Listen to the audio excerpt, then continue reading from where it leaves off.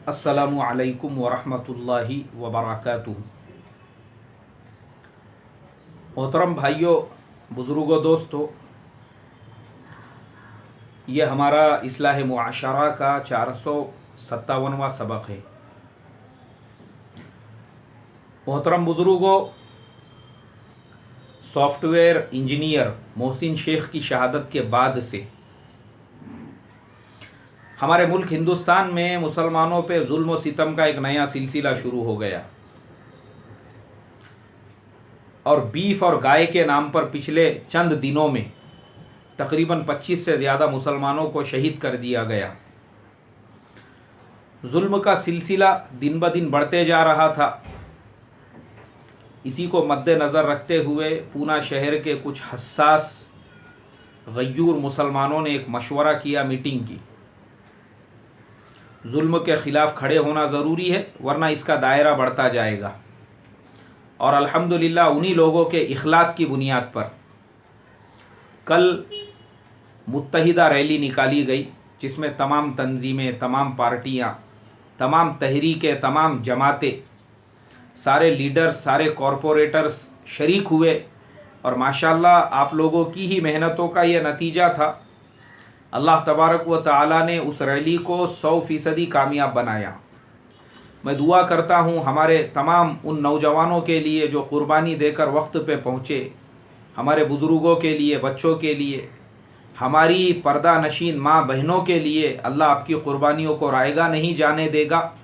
आपकी ये क़ुरबानी, जिस तरीक़े से आप लोग बारिश में भी और धूप में भी प्रोग्राम के इख्तिताम पर खड़े रहे, इख्तिताम तक खड़े रहे, प्रोग्राम को पूरी तरह से कामयाब बनाया, ये रायगा नहीं जाएगी।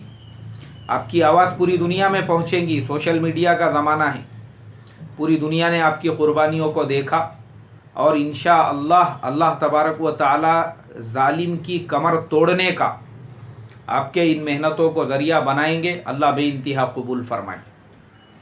लेकिन हमारा इस्लाह मुआशरा का जो सबक है, ये अल्लाह के फ़ज़्ल व करम से पूरी दुनिया में पहुँचता है। यूट्यूब के ऊपर 10,000 से ज़्यादा हमारे सब्सक्राइबर्स है और इसी तरीक़े से हमारे बाज़ बयानों को 10 लाख से ज़्यादा लोगों ने, और अगर देखा जाए तो करोड़ों की तादाद में लोग आज तक सुन चुके हैं। तो इसीलिए मैं इस्लाह मुआशरा के इस सबक के ज़रिए से कल के हमारे प्रोग्राम में जो मेहमानान आए थे, कोलसे पाटिल साहेब, मनोज साहब, तीस्ता सीतलवाड़ मैडम जी, इन लोगों ने क्या कहा, ये मैसेज पूरी दुनिया को जाना चाहिए। इसीलिए आज के सबक में मैं मुख्तसर उसका ख़ुलासा बयान करूँगा कि किसने क्या कहा, ताकि जो नौजवान वहाँ पे शरीक नहीं हो सके और जो दूसरे शहरों के और दुनिया भर के हमारे नौजवान हैं उनको पता चले। सबसे पहले मुकर्रिर रिटायर्ड जज कोलसे पाटिल साहब ने कहा, हमारे मुल्क हिंदुस्तान में हिंदू मुसलमान ये सालों से शीरो शकर की तरह से रहते आ रहे हैं, आगे भी रहेंगे। इनमें आपस में तोड़ डालने के लिए सबसे ज़्यादा जो तंजीम, जो तहरीक जहर फैलाने का काम कर रही है वो आरएसएस है। मुल्क के लिए सबसे बड़ा ख़तरा आरएसएस इस मुल्क के हिंदू मुसलमानों को यूनाइटेड होता हुआ नहीं देखना चाहती। उनके बीच में तोड़ डालने के लिए आरएसएस सालों से मेहनतों में लगी हुई है। इसलिए अगर हिंदू मुसलमान एक होना चाहते हैं तो उनको आरएसएस की प्लानिंग को तोड़ना पड़ेगा और आरएसएस जो फोड़ने का काम कर रही है मुसलमानों को, उसे जोड़ने का काम करना पड़ेगा।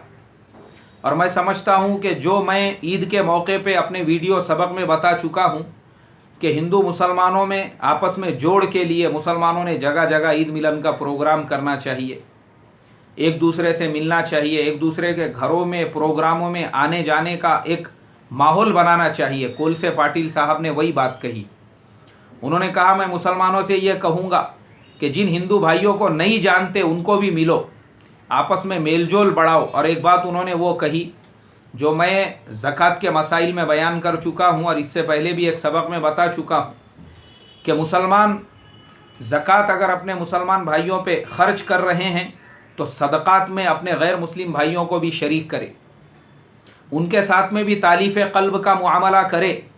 उन्होंने एग्ज़ाम्पल देकर कहा कि गुजरात में 2002 में जो दंगे फसादात हुए उसमें सबसे ज़्यादा जो आदिवासी शरीक हुए थे, उनके लीडर का जब इंटरव्यू लिया गया तो उसने यही कहा कि मुसलमानों ने अपने मस्जिदों में करोड़ों रुपये लगाए, अपने मदरसे करोड़ों रुपयों के बनाए, मुसलमानों के बंगले बड़े बड़े, हम लोग भी उन्हीं मुसलमानों के गाँवों के बाजू की जो बस्तियां हैं, गाँव के बाहर हम लोग रहते हैं, हमारी भी गरीबों की बस्तियां हैं। लेकिन जब इन मुसलमानों के फंक्शन प्रोग्राम होते हैं, करोड़ों रुपये खर्च हो रहे हैं, कभी इन मुसलमानों ने ये नहीं सोचा कि ये दुबलवाड़े में हमारे साथ में जो रहने वाला समाज है, ये जो गरीब है, ये जो आदिवासी है, कभी हम इनकी भी फ़िक्र करें। बारिश का मौका आ रहा है, हमारे पास में सदक़ात के करोड़ों रुपये पड़े हुए हैं, उनमें से हम ये गरीबों को भी अच्छे मकानात बना के दे दे। हमारे यहाँ पे बड़े बड़े प्रोग्रामों में जो खाना बचता है वो रोडों के रास्तों के साइड में फेंक दिया जाता है। कभी इन दुबलवाड़ों में रहने वालों के घरों में भी जाके हम अनाज तकसीम कर दे, चावल तकसीम कर दे, उनकी गरीबी दूर करने के लिए भी कुछ करे। अरे अगर मुसलमान ये इकराम का मुआमला करते, दलित मुसलमानों, दलित जो गैर हमारे ईमान वाले भाई है, दलितों के साथ में, आदिवासियों के साथ में अगर इस तरह का तालीफ़ क़ल्ब का मुआमला होता तो 2002 के दंगे भी नहीं होते थे।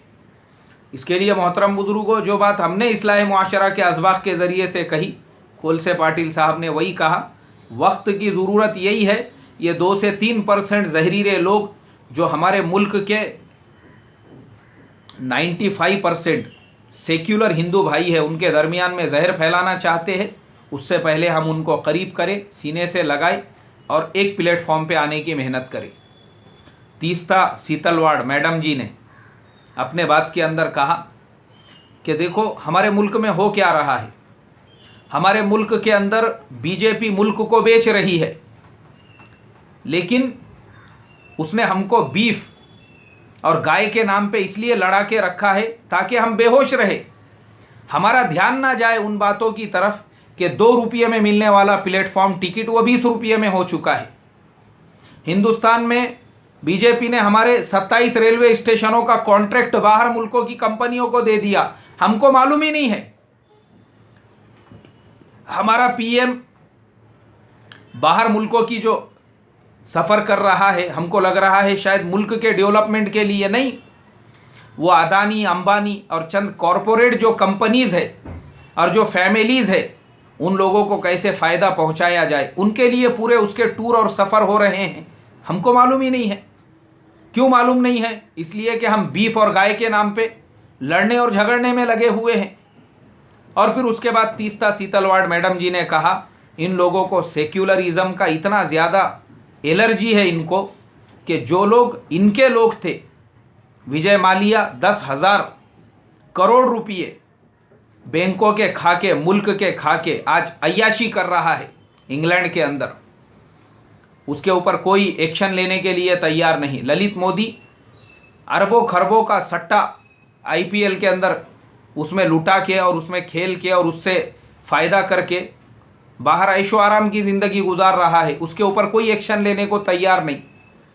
लेकिन वो लालू प्रसाद यादव जिन्होंने नीतीश कुमार जी के साथ में महागठबंधन बनाया है, उसको तोड़ने के लिए, लालू प्रसाद यादव जी को कमज़ोर करने के लिए 30-30 साल पुराने उनके केसेस निकाले जा रहे हैं। और उनका वो बच्चा जिसकी उम्र सिर्फ 13 साल थी, तेजस्वी यादव, उसके वो उम्र के जो है वो केसेस निकाले जा रहे हैं सिर्फ इसलिए ताकि लालू जी की इमेज ख़राब हो और महागठबंधन टूटे।